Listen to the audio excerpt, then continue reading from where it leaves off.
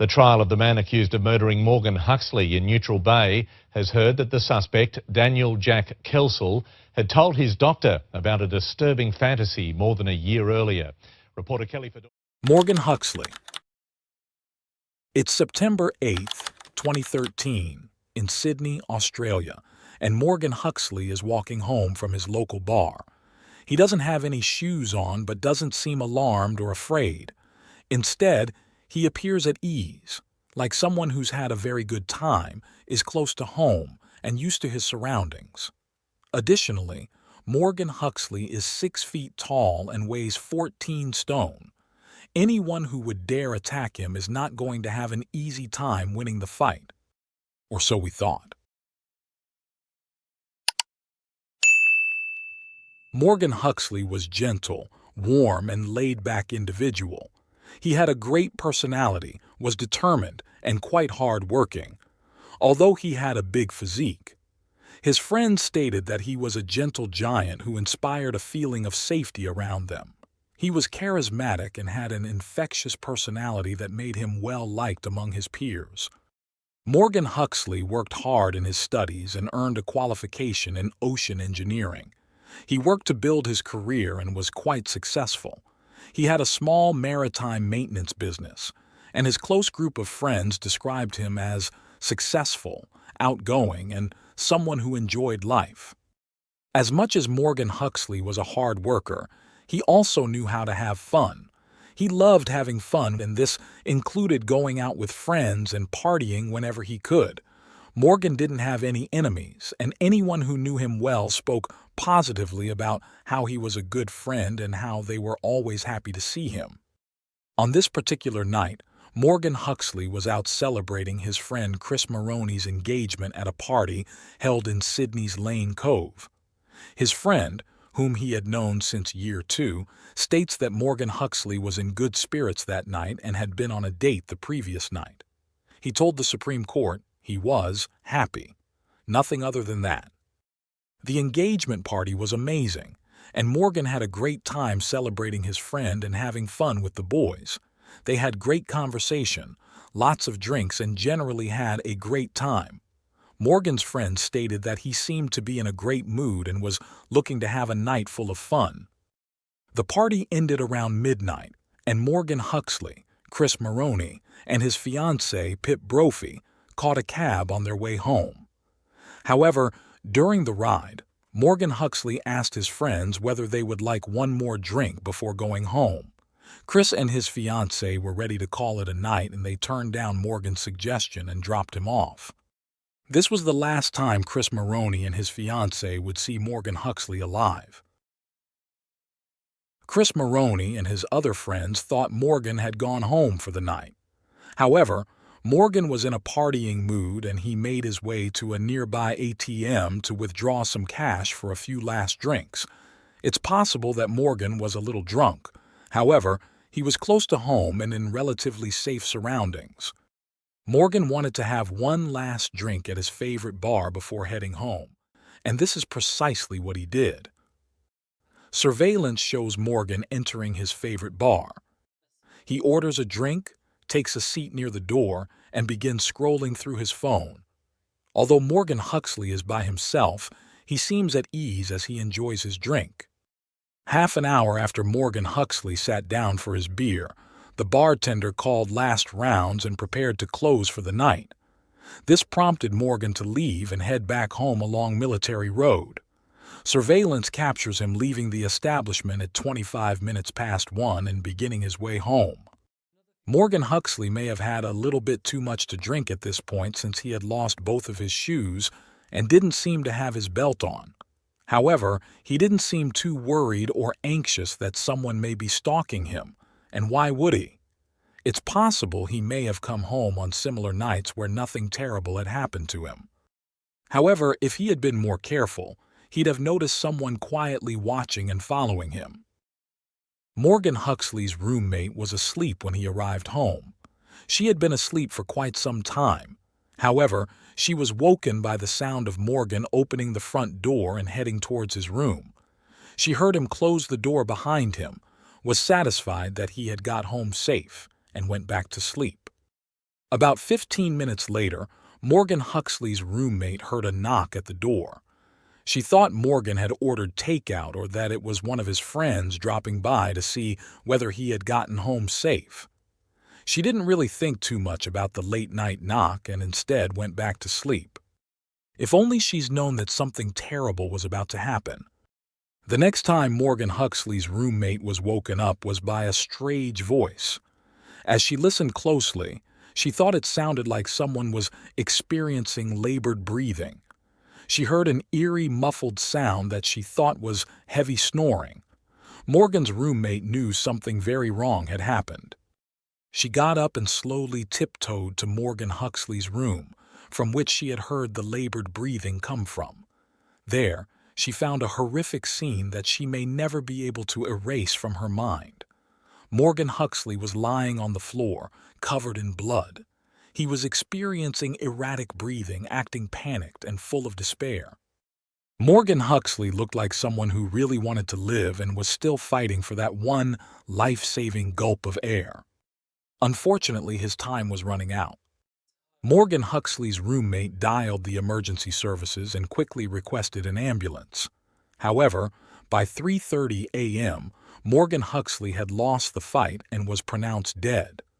The police discovered that Morgan Huxley had foreign DNA on his body and stab wounds to his torso, neck, and head. Morgan Huxley was a charismatic and friendly individual who had been SA'd and unalived in a place where he felt the safest at the hands of an unknown intruder, his home. The investigation. Morgan Huxley's murder was a puzzle for detectives. For starters, they didn't have a suspect even though they had lots of evidence. Morgan Huxley had no likely enemies that would want to have him dead. He wasn't in debt, had no bad blood with friends or acquaintances, and didn't quarrel with anyone on that fateful night. However, the detectives had to come up with a profile for the likely suspect. For starters, they noted that the victim was relatively big and heavy.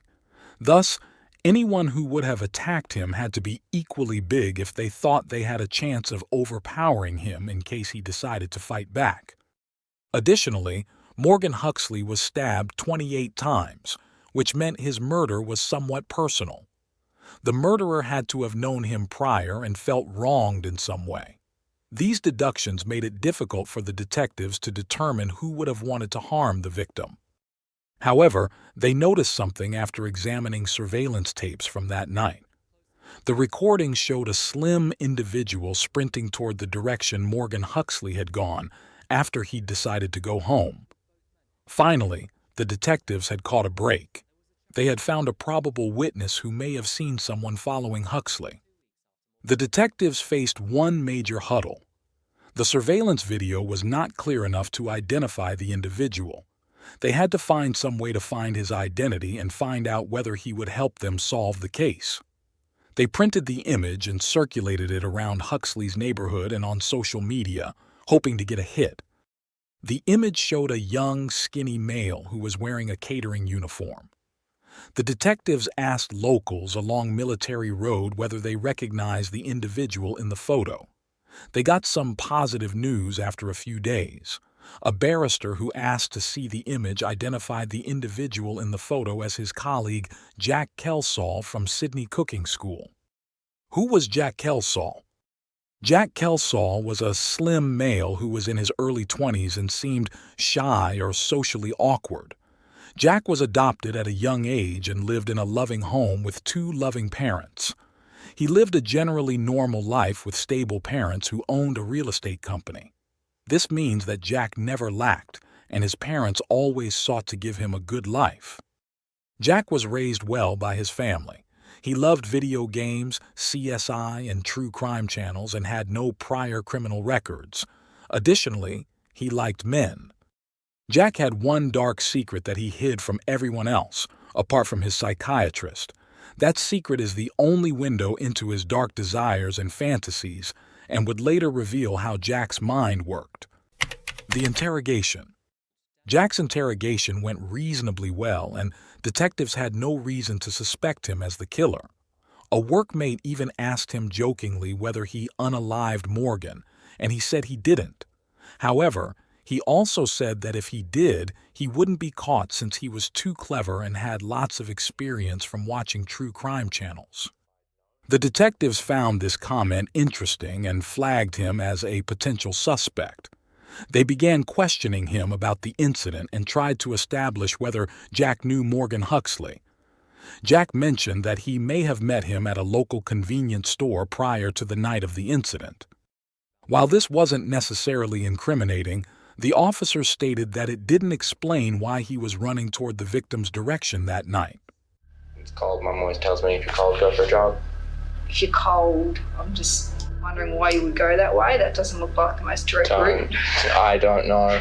I don't. When I get tired, I don't really pay attention to a lot of things. They also noted that surveillance placed him close to the victim and showed him watching him from across the road. Jack was relaxed throughout the interview and stated that he didn't know the victim. The detectives had reasonable suspicion that Jack was involved in the incident or was the perpetrator. However, they didn't have enough evidence to hold him. They told him they had DNA evidence linking a second individual to the crime scene and requested him to provide a sample that could help them exonerate him. However, Jack refused this request and stated that he wasn't comfortable providing DNA evidence to the detectives. The detectives found this to be highly suspicious. However, Jack's behavior helped them determine that he was most probably responsible for the murder. Regardless, they had to let him go. 2 days later, the detectives received a call from Jack Kelsall. In the call, he stated that he hadn't told them the entire truth and wanted to meet the detectives at a predetermined location where he could come clean. At the meet, he told the investigators that he had met Morgan on that fateful day, and he listened while Morgan told him about some problems he had had with work. He then said that they went home later that day and hooked up. However, he said that both of them were attacked by a mystery woman who came in later. Needless to say, the detectives didn't believe his narrative, and they arrested him on October 4, 2013, for questioning regarding his possible involvement in Morgan's murder. The detectives had noticed a stain on his bag in his earlier interview, and they asked for a warrant to retrieve and test the bag for Morgan Huxley's DNA. The DNA results indicated that the blood stain on the bag contained Morgan's DNA. They also found Jack's fingerprint on Morgan's door and his DNA on his body. This was enough to charge Daniel Jack Kelsall with Morgan Huxley's murder. Jack Kelsall's motive? Jack has always had a lot of disturbing thoughts, and he loved knives. In his prior sessions, he is recorded to have told a psychiatrist that he had intrusive thoughts about stealing a knife from work and attacking someone on his way home. He seemed to have had lots of other disturbing thoughts, showed no remorse, and thought that he would never be caught. He also seemed to relish the attention the incident brought. He was previously diagnosed with depression, autism, and bipolar, and was given medication to combat these conditions. In his trial, he stated that the incident was brought about by his autism and Asperger's conditions. However, this was quickly debunked since it didn't align with his behavior. Additionally, Jack stated that his intimate relations with the victim were consensual.